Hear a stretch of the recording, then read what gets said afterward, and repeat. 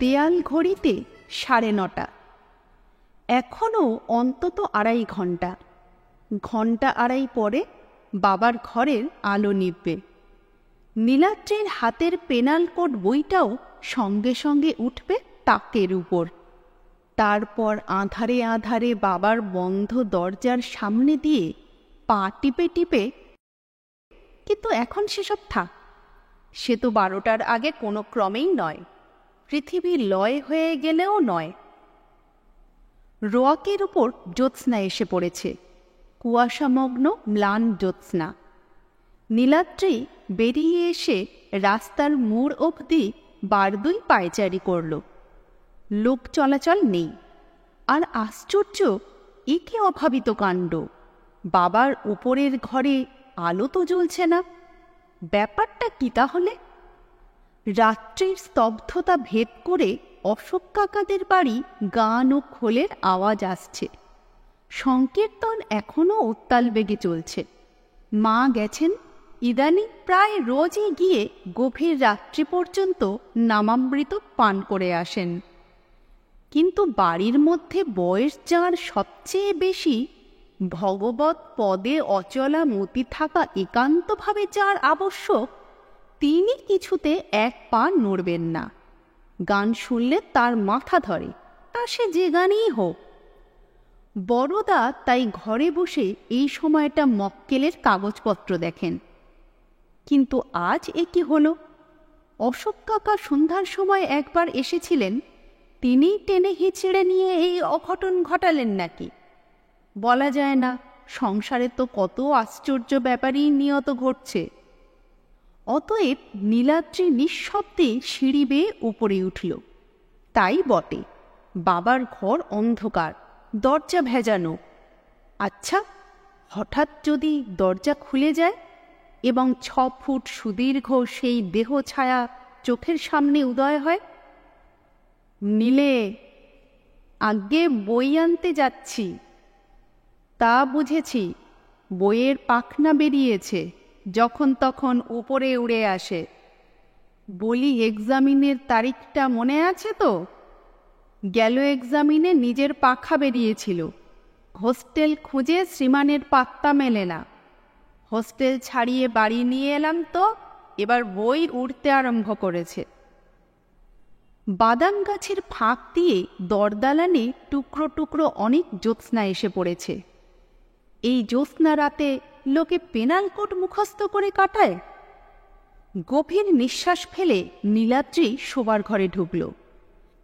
সেখানে আরও মহা মারাত্মক ব্যাপার। দেখো, এই জ্যোৎস্না রাত্রে কোনো কোনো লোক নিঃসারে ঘুমিয়েও কাটায়। উমা ঘুমোচ্ছে। নীলাদ্রির পড়া শেষ না হওয়া অবধি শাশুড়ি এই ঘরে বউ আগলে থাকেন। আজ তিনি নেই, কেউ নেই, চারিদিকে চুপচাপ। পাতলা সবুজ লেপ মুড়ি দিয়ে চোখের দুজোড়া পাপড়ি মুদ্রিত করে উমারানী ঘুমোচ্ছে। ঘুমের ভান নয়, সত্যকার ঘুম। শিয়রে খানিকটা দূরে একটা অনুজ্জ্বল দ্বীপ। নীলাদ্রি ফিসফিস করে ডাকল, এমা, উমারানী। ঘুম পেলে উমা আরেক মানুষ। সে পাশ ফিরে পাশবালিশটা টেনে আরও আঁটসাঁট হয়ে শুল। হাতের সোনার চুড়ি রিন রিন করে বেজে উঠল। নীলাদ্রি এক টানে লেপ সরিয়ে মুখের কাপড় টেনে ফেলতেই কে কে, এবং ঠিক সঙ্গে সঙ্গে পাশের সেই অন্ধকার ঘর থেকে, কি হয়েছে বৌমা? সর্বনাশ! স্বয়ং বড়দাকান্ত। বড়দা ব্যস্ত হয়ে চেঁচাতে লাগলেন, আমি আসছি, কোনো ভয় নেই বৌমা, আমি আসছি। দুত্তর, আমার খড়ম গেল কোথায়? উমা উঠে বসল। ঘুম উড়ে গেছে। পাংশু মুখে নীলাদ্রি পালাবার পথ খোঁজে। পথ একটি মাত্র, দালানের ভেতর দিয়ে। সেই পথেই খটখট করে খড়ম দ্রুত বেগে আসছে। নীলাদ্রি ব্যাকুল হয়ে বলল, উমা, বলো যে স্বপ্ন দেখছিলে, কিছু নয়, ওই যে এসে পড়লেন। শিগগির বলো যে একটা বেড়াল, এখানে ওর আসতে হবে না। উমা বলতে গেল, কিন্তু গলা কাঠ হয়ে গেছে, শব্দ বেরোয় না। চৌকাঠের কাছাকাছি খড়মের আওয়াজ প্রত্যাসন্ন। বিছানার ওধারে পড়ে আছে পাশবালিশ। এক মুহূর্ত মাত্র নীলাদ্রি চক্ষের পলকে সেই পাশবালিশের পাশে গুটিসুটি হয়ে পড়ল, গায়ের উপরে আগাগোড়া লেপ চাপিয়ে দিল। বড়দা ঘরে ঢুকে উদ্বিগ্নভাবে জিজ্ঞাসা করলেন, কি হয়েছে? উমা ততক্ষণে সামলে নিয়েছে, আর শ্বশুরের সামনে তার একটুও ভয় করে না। বলল, স্বপ্নে দেখলাম চোর এসেছে। বড়দা রাগে ফেটে পড়লেন। সব দোষ তোমার শাশুড়ির। এখনও তিনি কীর্তন শুনছেন, পুণ্যের বস্তা বয়ে আনবেন। ঘরে এক ফোঁটা বউ, একলাটি, দরজা খোলা, চোর তো আসবেই। মৃদু হেসে উমা বলল, সত্যি সত্যি আসেনি বাবা, স্বপ্ন দেখলাম। তারপর জেগে উঠে দেখি চোর নয়, বেড়াল। কিন্তু বড়দার রাগ পড়ে না। বললেন, আসেনি, আসতে পারত। গিন্নির আক্কেলটা কি বলো দেখি। উমা বলল, এবারে দরজা দিয়ে শোবো, মা ফিরে এলে তখন খুলে দেব। আমার আর ভয় করবে না, আপনি যান বাবা। ঘুমোচ্ছিলেন, মিছিমিছি জাগিয়ে দিলাম। কিচ্ছু না, কিচ্ছু না, রাতে কি ঘুম হয়? দেয়ালের ধারে একটা জল চৌকি ছিল, সেটা টেনে নিয়ে বড়দা বেশ এঁটে সেটে বসলেন। বললেন, ঘুম না হাতে, শরীরটা খারাপ লাগছিল, তাই আলো নিভিয়ে একটু চোখ বুজেছি। সাক্ষীর জবানবন্দিগুলো অমনি কিলবিল করে যেন মাথার মধ্যে হাঁটতে শুরু করলো। আজকের শেষ কাছারিতে যে মামলাটা হলো, যাচ্ছে তাই ব্যাপার। বসো, চুরুট নিয়ে আসি, তারপর গল্প করব। বড়দা বেরিয়ে যেতে নীলাদ্রি এক টানে লেপ ছুঁড়ে ফেলে উঠে বসল। ক্রুদ্ধ কণ্ঠে বলল, সব তোমার দোষ। বিস্ময়ে চোখ বড় করে উমা বলল, আমার? 100 বার। তুমি চেঁচিয়ে উঠলে কেন? উমা বলল, বারে, আমি কি জানি যে তুমি? আমি তো ঘুমিয়েছিলাম। অধীর কণ্ঠে নীলাদ্রি বলল, কেন ঘুমো? সেই তো দোষ। আর নিজে চোরের মতো এসে মুখের কাপড় টানবেন, তাতে কিছু দোষ হয় না? দোষে বটে উমারানী। নীলাদ্রির স্বর ভারী হয়ে উঠল। তোমার ঘুমের ব্যাঘাত করেছি, এই তার শাস্তি হচ্ছে। রাগে রাগে সে ঘর থেকে বেরুল, আবার তখনই ফিরে আসতে হলো। উপায় নেই, পালাবার পথ নেই। এবারে বড়দার ঘরের দরজা খোলা, আলো জ্বলছে। সামনের দিকে মুখ করে তিনি মোজা পরছেন। এমন সময় মাছি উড়ে গেলেও তার নজর এড়ায় না। নিঃশ্বাস ফেলে করুণ কণ্ঠে নীলাদ্রি বলতে লাগল, তোমার কোনো ক্ষতি হতো না উমা। আমি একটা বার শুধু চোখের দেখা দেখে চলে যেতাম। বাবাকে ডেকে দুর্ভোগ কেন ঘটালে? কিন্তু উমারানীর অনুতাপ নেই, বরঞ্চ মনে হয় অবস্থাটা সে উপভোগ করছে, যেন সে টিপে টিপে হাসছে। ঘাড় নেড়ে অপরূপ ভঙ্গিমা করে বলল, ঘুমোই আর মনেই থাকে, চোরের দেখা দেখতে কিসে আটকায় শুনি? দুর্ভোগ তো ভারী।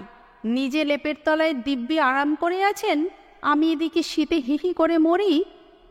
নীলাদ্রি বলল, এ বাড়িতে আর লেপ নেই কিনা, লেপ মুড়ি দিতে তাই এ ঘরে এসেছি। অধিক বলবার অবকাশ হল না। ঝনাত করে ওদিকে শিকল পড়ল, অর্থাৎ ভালো রকম প্রস্তুত হয়ে দরজা দিয়ে বড়দা গল্প করতে আসছেন। কাতর অনুনয়ের দৃষ্টিতে নীলাদ্রি বলল, সংক্ষেপে সেরো, দোহাই তোমার, নইলে লেপ চাপা পড়ে দম আটকে ওর নিচে ঠিক মরে থাকব। বড়দা এসে কৈফিয়তের ভাবে বললেন, চুরুট পেলাম, কিন্তু দেশলাই খুঁজে পাচ্ছিলাম না। তারপর শীত শীত করতে লাগলো, তাই জামা টামা এঁটে এলাম। একটু দেরি হয়ে গেছে, ভয় করছিল না তো? উমা তাচ্ছিল্যের ভাবে বলল, না, ভয় কিসের? আপনি শুয়ে পড়ুন গে বাবা, আমার ভয় করবে না। বড়দা কথা কানে তুললেন না, নিশ্চিন্তে চৌকির উপর বসলেন। উমা গুটিসুটি হয়ে খাটে বসেছে। বড়দা বললেন, হ্যাঁ মা, লেপটা গায়ে তুলে বসো, পাশবালিশের উপর চাপিয়ে রেখেছ কেন? উমা বলল, বড্ড গরম। বলো কি, এক গাদা চাপিয়েও আমার শীত যাচ্ছে না, আর তোমার গরম? তারপর তাকিয়ে তাকিয়ে লক্ষ্য করে বললেন, হুম, ওই যে কাঁপছ, শীত লাগছে, বুঝতে পারছো না? বড়দা উঠবার উপক্রম করলেন, কিন্তু তার আগেই তড়িৎ বেগে উমা এসে তার কাছে মেঝের উপর বসে পড়ল। যে ব্যস্তবাগীশ মানুষ, কিচ্ছু বিশ্বাস নেই, হয়তো নিজেই লেপ তুলতে যাবেন। উমা বলল, শীত নয় বাবা, ভয় ভয় করছে, তারই কাঁপুনি। চোখ বুঝলেই দেখছি সেই বেড়াল, বাঘের মতো বড় বড় চোখ। আমি আর শোবো না, আপনার সঙ্গে বসে বসে গল্প করব। আচ্ছা, আজকের কাছারিতে কি মামলা করে এলেন, সে কথা তো বললেন না কিছু। এ কৌশল কেবল উমা নয়, বাড়ির ছোট ছেলেটা অবধি জানে। মামলার গল্প বরদাকান্তকে একবার ধরিয়ে দিতে পারলে আর রক্ষা নেই। বড়দা আরম্ভ করলেন, সে কি বলবার মতো কিছু, বাজে একটা চুরির কেস। আমি একরকম উপযাচক হয়ে বিনি পয়সায় আসামির তরফে দাঁড়ালাম। হঠাৎ তিনি উত্তেজিত হয়ে উঠলেন, আইনে যাই থাক, আমি বলবো এ কিছুতেই অন্যায় নয়। রসগোল্লার হাঁড়ি ছিল কাচের আলমারিতে, দোকানে কেউ ছিল না। লোকটা 3 দিন খেতে পায়নি। কাঁচ ভেঙে একটা মিষ্টি গালে দিতে যাচ্ছে, অমনি তাকে ধরে পুলিশে চালান দিল। উমা বলল, যাই হোক, চুরি তো বটে। বড়দা বলতে লাগলেন, হোক চুরি, পেটে আগুন জ্বলছে, সামনে খাবার সাজানো, বলি মুনি ঋষি তো কেউ নয়। আমি তাই হাতিমকে বললাম, আমি হলে। উমা প্রশ্ন করল, আপনি হলে কি করতেন বাবা? বড়দা বললেন, আমি হলে পুলিশ না ডেকে রসগোল্লার হাঁড়ি তার হাতে তুলে দিতাম। আহা বেচারা, যত খুশি খেয়ে নি, দোকানদার বেটাদের দয়া মায়া নেই। উমা মৃদু হেসে বলল, আপনার মতো যদি সবাই হতো। লেপের নিচে অনন্ত শয্যা থেকে নীলাদ্রির ইচ্ছা করতে লাগল বেরিয়ে এসে উমার মুখ চেপে ধরে এবং বাবার মুখের উপর দাঁড়িয়ে প্রতিবাদ করে, আজ্ঞে না, আপনিও কম নন। আপনি হলে চোরকে জগদ্দল পাথর চাপা দিয়ে দিতেন। গল্পে বাধা পড়ে গেল। সৌদামিনী এলেন, পিছনে চাকরের হাতে হ্যারিকেন। বড়দা হেসে বললেন, ও গিন্নি, পন্নির বোঝা বয়ে আনতে পারলে না? হারানচন্দর আছে বুঝি সঙ্গে? গান শেষ হয়েছে? সৌদামিনী বললেন, কেন, আমার জন্যে কি কাজ আটকে আছে শুনি? কি কাজ? উমাকে দেখিয়ে বড়দা বলতে লাগলেন, এই যে বৌমা, পরের বাড়ির 1 ফোঁটা মেয়ে একা একা পড়ে আছে, কে পাহারা দেয়? সৌদামিনী হাসি মুখে একবার উমার দিকে চাইলেন, বড়দার কাছে এসে নিচু গলায় বললেন, তোমার ব্যবস্থা ভালো, বউ রয়েছে, ছেলে রয়েছে, পাহারা দেবে পাড়ার লোকে।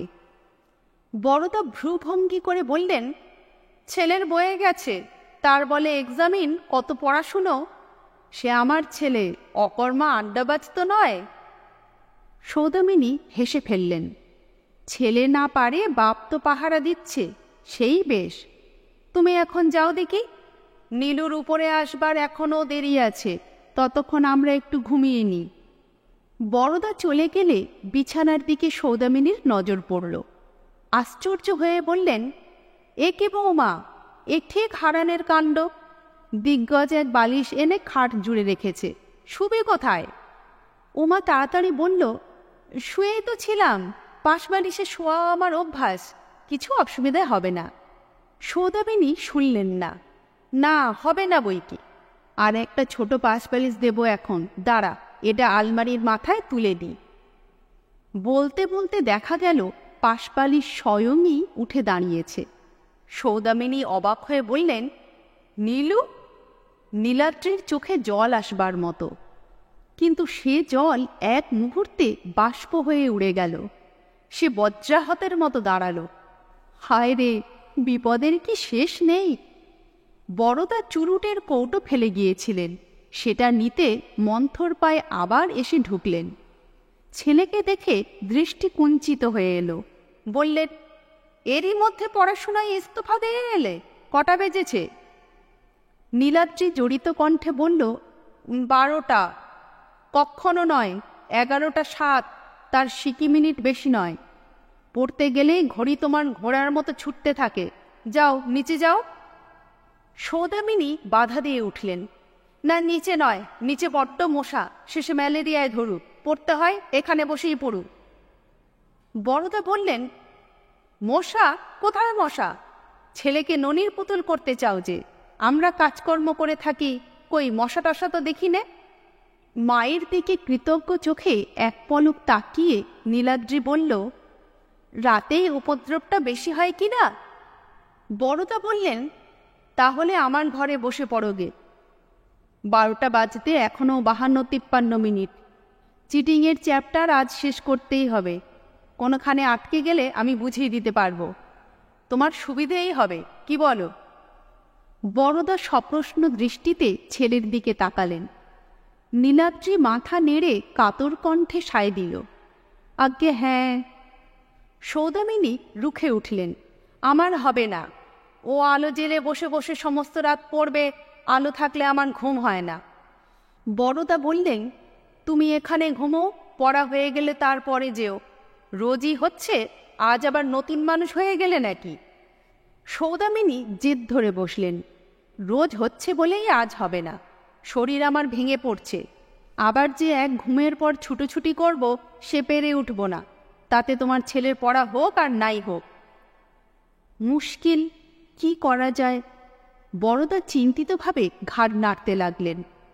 তাহলে বৌমাকেও নিয়ে চলো, নিলে এখানে পড়ুক, 12টা বাজলে তারপর উনি আসবেন। সৌদামিনীর তাতেও আপত্তি, না বৌমা যাবে না, তোমার সঙ্গে আজ অনেক কথা রয়েছে, বৌমা গেলে হবে না। অতঃপর বড়দার আর ধৈর্য থাকল না, রাগ করে বললেন, হবে না তো কি হবে?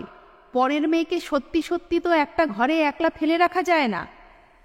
সৌদামিনী প্রস্তাব করলেন, নীলুকে বলো, সে কি করে হবে, ওর এক্সামিন। বলতে বলতে সৌদামিনীর পরে একটু করুণাও হলো।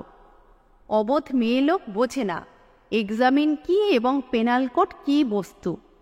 ঘাড় নেড়ে বড়দা বললেন, সে আমি কিছুতে পারবো না। এক্সামিন সামনে, ওকে আমি বলবো কোন হিসাবে? একটা কাণ্ডজ্ঞান আছে তো।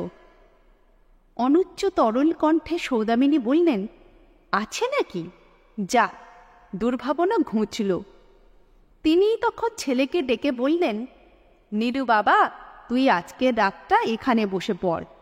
বৌমা একটা কথাও বলবে না, খাটে ঘুমিয়ে থাকবে, অসুবিধে হবে? ছেলে খুব মাতৃভক্ত বলতে হবে। ঘাড়ে নেড়ে সে তখনই রাজি। বড়দা সন্দিগ্ধভাবে জিজ্ঞাসা করলেন, বুঝে সুঝে ঠিক করে বলছো তো? নীলাদ্রি বলল, আগে কোনো অসুবিধাই হবে না। হবে না কি করে বলো? এখন নেই, পরেও তো হতে পারে। তুমি কি দৈবজ্ঞ হয়ে বসেছ? বড়দার ধারণা, নিতান্ত চক্ষু লজ্জায় ছেলে মায়ের কথা ফেলতে পারছে না। যেতে যেতে আবার মুখ ফিরিয়ে উপদেশ দিলেন, চেঁচিয়ে পড়লে খুব মনঃসংযোগ হয়, আমি ওঘর থেকে শুনব। চিটিং আজ রপ্ত করে ফেলতেই হবে, কাল আমি জিজ্ঞাসা করব। ওরা চলে যেতেই নীলাদ্রি দরজায় খিল এঁটে বাঁচল। উমা ইতিমধ্যেই শুয়ে পড়ে আবার চোখ বুজেছে। উমারানী,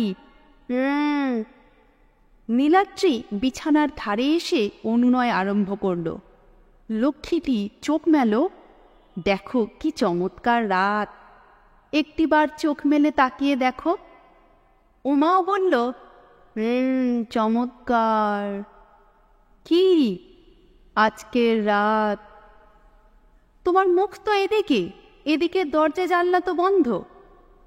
উমা চোখ মেলে স্বামীর একাগ্র মুখের দিকে তাকিয়ে খিলখিল করে হেসে বলল, রাত্রির বেলা বন্ধ ঘরই তো খাসা, ঘুমোবার মজা হয় না? উমা বলল, আচ্ছা, ঘুমের পরে তোমার এত রাগ কেন বলো তো? নিজের ঘুমোবার জো নেই, বই মুখস্থ করতে হয়, অন্যের ঘুম তাই দেখতে পারো না। নীলাদ্রি গম্ভীর হয়ে বলল, এমন রাত্রে ঘুমোনো অপরাধ। চপল কণ্ঠে উমা বলল, তোমার পেনাল কোডে এসব লেখা রয়েছে বুঝি? হ্যাঁ, এবং ঘুমোলে কি শাস্তি তাও রয়েছে, শুনবে? উমা তাড়াতাড়ি বলে উঠল, রক্ষে করো মশাই, এখন নয়, কাল। বাবা যখন পড়া জিজ্ঞেস করবেন তাকে শুনিয়ে দিও। দরজায় করাঘাত। বাইরে থেকে বড়দা ডাকছেন, নীলে, নীলে। প্রদীপ উস্কে নীলাদ্রি তাড়াতাড়ি টেবিলের ধারে গিয়ে যা মনে এলো চেঁচিয়ে আবৃত্তি করতে লাগল। সর্বনাশ! গোলমালের মধ্যে পেনাল কোড উপরে আনাই হয়নি। আইনের কোনো বইই নেই। খুঁজতে খুঁজতে কুলুঙ্গির কোণে মিলল মায়ের আধছেঁড়া মহাভারতখানা। সেটা সামনে নিয়ে সে প্রাণপণ চিৎকারে আইনের ধারা মুখস্থ করে চলল। আরও বিস্তর ডাকাডাকির পর মনোযোগী ছাত্র দরজা খুলে দিল। বড়দার প্রসন্ন মুখ। ছেলের পাঠ অভ্যাস বাইরে থেকে কিছু কিছু তার কানে গিয়েছে নিশ্চয়। তিনি সোজা উমার খাটের কাছে গিয়ে ডাকলেন, অবমা, ঘুমোচ্ছ তো? দেখতে এলাম। ঘুমন্ত লোকে কথা বলে না, অতএব উমার জবাব পাওয়া গেল না। স্বস্তির নিঃশ্বাস ফেলে বড়দা ছেলের দিকে চেয়ে বললেন, ষাঁড়ের মতো চেঁচাচ্ছ? শুয়ে শুয়ে তাই মনে হলো মা লক্ষ্মীর ঘুমের কোনো অসুবিধে হচ্ছে কি না দেখে আসি। নীলাদ্রি বলল, তবে মনে মনেই পড়ি। বড়দা তৎক্ষণাৎ ঘাড়ে নেড়ে বললেন, না না, তাতে কাজ নেই। আগাগোড়া মুখস্থের ব্যাপার, ও কি আর মনে মনে পড়ার কাজ? বিশেষ যখন কোনো রকম অসুবিধে হচ্ছে না। কিন্তু সাবধান, সাবধান, পরের মেয়ে এসেছে, গিয়ে নিন্দে মন্দ না করে। নীলাদ্রি বলল, তা দেখছি বই কি, ওই তো খুব অসাড় হয়ে ঘুমোচ্ছে। তোমার যা কাণ্ডজ্ঞান, তোমার উপর আমি ভরসা করি কিনা আবার এসে খবর নিয়ে যাব। মনের বিরক্তি গোপন করে সহজ সুরে নীলাদ্রি বলল, শীতের দিনে বারবার কষ্ট করে আসবার দরকার কি বাবা? বাপ অসহিষ্ণু হয়ে উঠলেন। কষ্ট হয় আমার হবে, তাতে তোমার ক্ষতিটা কি শুনি? পরের মেয়ে এসেছে, আমার নিজের মেয়ে নেই, তাকে একটু যত্ন আত্তি করব, তাতে তোমার হিংসে হয় বুঝি? তাড়াতাড়ি কৈফিয়তের ভাবে নীলাদ্রি বলল, বারবার দুয়ার খোলা, পড়ায় মনঃসংযোগের একটু হয় কি না? এতক্ষণে বড়দার নজরে পড়ল দালানের দিককার জানালাগুলো বন্ধ। বললেন, সমস্ত এঁটে দিয়ে অন্ধকূপ করে রেখেছ, তাই ঘর থেকে গলা শুনতে পাচ্ছি নে। তোমায় বারবার দুয়ার খুলতে হবে না বাপু, জানালা খুলে রাখো, আমি বাইরে থেকে জিজ্ঞাসাবাদ করে যাব। উমা নির্বিকার নিরীহ মানুষটির মতো পড়ে আছে, এবং সে যে ঘুমোয়নি কোনো দিক থেকে তার প্রমাণ পাওয়া যাবে না। নীলাদ্রির কিন্তু তাকিয়ে তাকিয়ে কেমন সন্দেহ হলো। চাপা হাসির প্রবাহে ওষ্ঠ তার একটু একটু নড়ছে এবং চোখ দুটো মিটমিট করছে, অথচ এর প্রতিকার নেই। সূচ পড়বার শব্দ খোলা জানালার পথে বাবার শব্দভেদী কানে গিয়ে পৌঁছবে। যে কোনো মুহূর্তে জানালায় উদয় হয়ে তিনি প্রশ্ন করবেন, চিটিং শেষ হলো?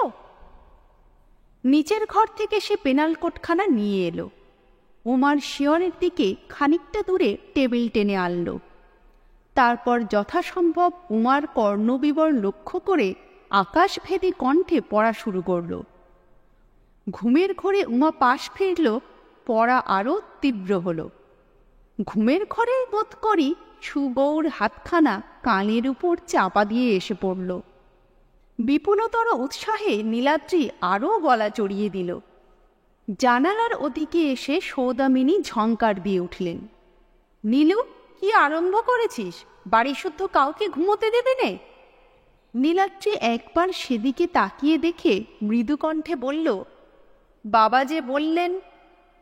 ওর কিছু একটা বললেই হলো।